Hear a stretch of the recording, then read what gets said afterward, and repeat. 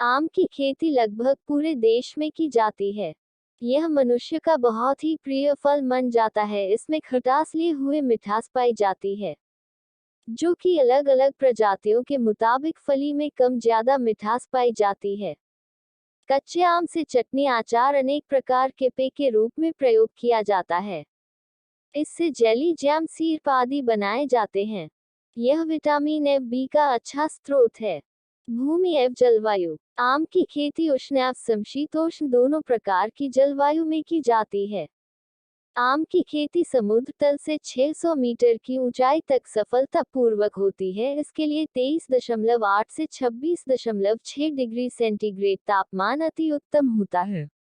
आम की खेती प्रत्येक किस्म की भूमि में की जा सकती है, परंतु अधिक बलुई, पथरीली, क्षारीय तथा जल भराव वाली भूमि में इसे उगाना लाभकारी नहीं है, तथा अच्छे जल निकास वाली दोमट भूमि सर्वोत्तम मानी जाती है।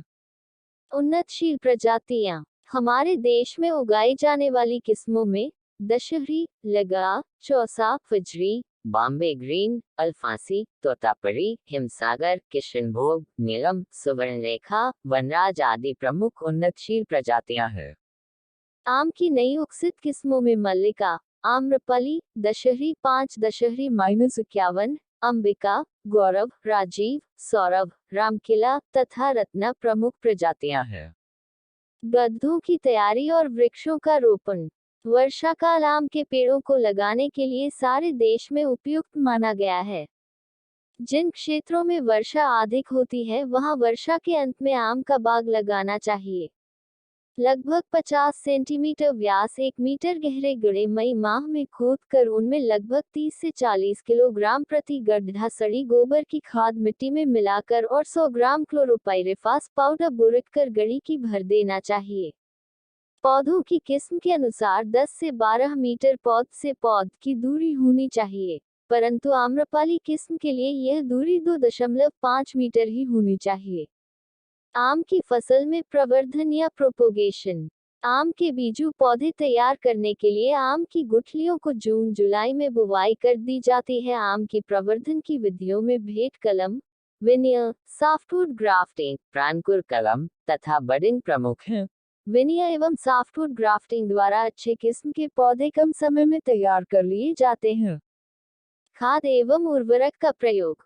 बागी की 10 साल की उम्र तक प्रतिवर्ष उम्र के गुणांक में नाइट्रोजन, पोटाश तथा फास्फोरस प्रत्येक को 100 ग्राम प्रति पेड़ जुलाई में पेड़ के चारों तरफ बनाई गई नाली में देनी चाहिए। इसके अतिरिक्त मृदा की भौतिक एवं रासायनिक दशा में सुधार हेतु 25 से 30 किलोग्राम गोबर की सड़ी खाद प्रति पौधा देना उचित पाया गया है।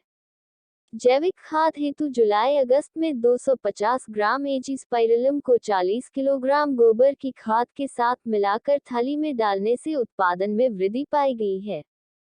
सिंचाई। आम की फसल के लिए बाग लगाने के प्रथम वर्ष सिंचाई 2-3 दिन के अंतराल पर आवश्यकतानुसार करनी चाहिए। 2 से 5 वर्ष पर 4-5 दिन के अंतराल पर आवश्यकता अनुसार करनी चाहिए, तथा जब पेड़ों में फल लगने लगे तो 2-3 सिंचाई करनी अति आवश्यक है। आम के बागों में पहली सिंचाई फल लगने के पश्चात, दूसरी सिंचाई फली का कांच की गोली के बराबर अवस्था में तथा तीसरी सिंचाई फली की पूरी बढ़वार होने पर करनी चाहिए। सिंचाई नालियों द्वारा थाली में ही करनी चाहिए, जिससे कि पानी की बचत हो सके। फसल में निराई गुड़ाई और खरपतवारों का नियंत्रण। आम के बाग को साफ रखने के लिए निराई गुड़ाई तथा बागों में वर्ष में 2 बार जुताई कर देना चाहिए। इससे खरपतवार तथा भूमिगत कीट नष्ट हो जाते हैं। इसके साथ ही साथ समय समय पर घास निकलते रहना चाहिए। रोग और उसका नियंत्रण। आम के रोगों का प्रबंधन कई प्रकार से करते हैं, जैसे कि पहला, आम के बाग में पावडरी मिल्ड्यू, यह एक बीमारी लगती है। इसी प्रकार से खर्रा या दहिया रोग भी लगता है। इनसे बचाने के लिए घुलनशील गंधक 2 ग्राम मात्रा प्रति लीटर पानी में या ट्राइमार्फ 1 मिली प्रति लीटर पानी या डाइनोकैप 1 मिली प्रति लीटर पानी घोलकर प्रथम छिड़काव बौर आने के तुरंत बाद, दूसरा छिड़काव 10 से 15 दिन बाद तथा तीसरा छिड़काव। किसान भाई अबरार अहमद के YouTube चैनल को सब्सक्राइब करें और उन्नत खेती के बारे में ज्यादा जानकारी पाए। धन्यवाद।